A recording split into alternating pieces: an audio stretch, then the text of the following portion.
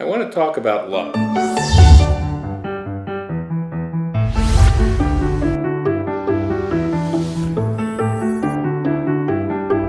Now, love is probably one of the most used words in the human language. I think it's universal. I think it occurs in every single culture as one of the most important points or aspects of living. Certainly it's been written about, it's been the source of more music, it's probably been the source of more poetry than just about any term I think that I can imagine. But it also is a word that's very misunderstood, I would say, in terms of human agreement around what is love. Certainly if you ask 1,000 people what is love, you're going to get an enormous amount of anecdotes. You're going to get a lot of opinions, you're going to get a lot of definitions, but they're all over the board, and that tells you that fundamentally love is a term that we still relegate more or less to the realm of mystery. And this conversation that I want to have with you is really to explore and really deepen our understanding of love. It's not attempting to give you a definitive or final answer, but to share my views of what does this term mean, and particularly how can we distinguish love in a way that it can be transferred, that we can begin to learn it, that we can begin to teach it, and that, like many other aspects of living, that we can begin to make progress with respect to love. Given the state of the world and the amount of polarization and disagreement that exists, certainly I think love is a foundational idea if we're ever going to be able to bring people together so that we're more or less aligned in terms of what the future of the planet might be, and what, for that matter, the future of civilization. First of all, I think that love is not a feeling. I don't think that love has a lot to do with me or how I'm experiencing life. I think love is a gift. I think love is something that we give each other, and it's something we can give each other freely, for no reason or for lots of reasons, but the act of love is really an act of declaration. And it's a declaration that I love you means the way you are is absolutely okay with me.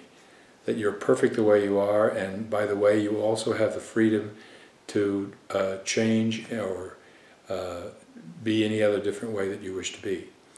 Love is an idea that really makes who we are a possibility.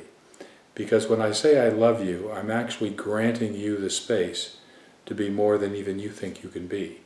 I'm saying no matter how you are, or however you choose to be in the future, is absolutely consistent with my commitment to who you are and who we are together in our relationship. I don't think love is a prescription. I don't think it means anything in terms of my behavior or your behavior or my feelings or your feelings if we say I love you and if we mean it. I think that we can find lots of examples of people who profoundly love each other and behave abominably in terms of their interactions. There have been movies written about the sort of love-hate dramas that can emerge in human relationships. But the idea of love as a granting, as a gift, is not quite common, because I think most people believe that love has more to do with how you feel rather than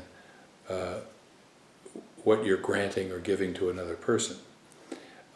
When I am experiencing that someone loves me, I'm actually beginning to change the way I relate to myself. Because if I really accept that they love me the way I am, then it intervenes and changes a lot of how I relate to myself. Because if I could see myself through their eyes, then I would love myself absolutely.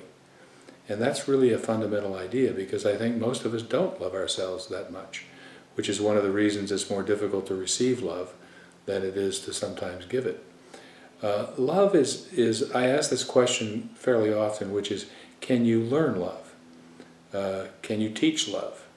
Is love a human phenomenon like breathing or literacy or being responsible? Is it a quality or a characteristic or a practice or a way of being in the world that alters the way the world occurs for us?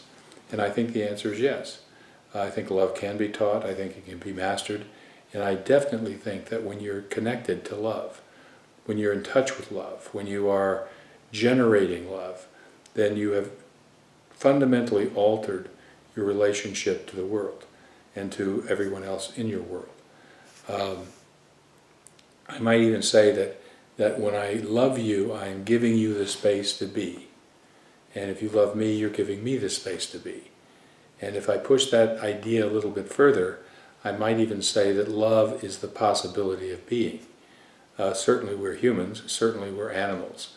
But one of the things that I think distinguishes us is that we have language, and through language we have the possibility of both observing and creating a world, of coordinating, of beginning to work as a community, as a beginning to be connected to something bigger than ourselves and bigger than our own biology. And whether we're talking about loving individuals, or whether we're talking about loving ourselves, or whether we're talking about loving life, I think the phenomenon of love is universal. And I think it's that capacity for love that also is at the source of most of the virtues and most of the positive things that we think about. I think, for example, that love is fundamental to the idea of leadership. I think that to be a leader means that you must be committed that people are okay the way they are, and that you're engaged in creating with them a different future, a vision, and that somehow in that process of leadership, both the leader and the follower are connected in a fundamental way, which we might call love.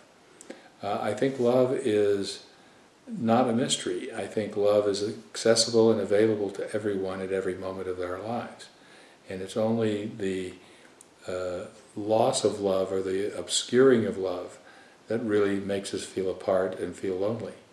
I think when you feel love, you feel gotten, you feel understood, you feel recognized, you feel connected to whoever is granting that love for you.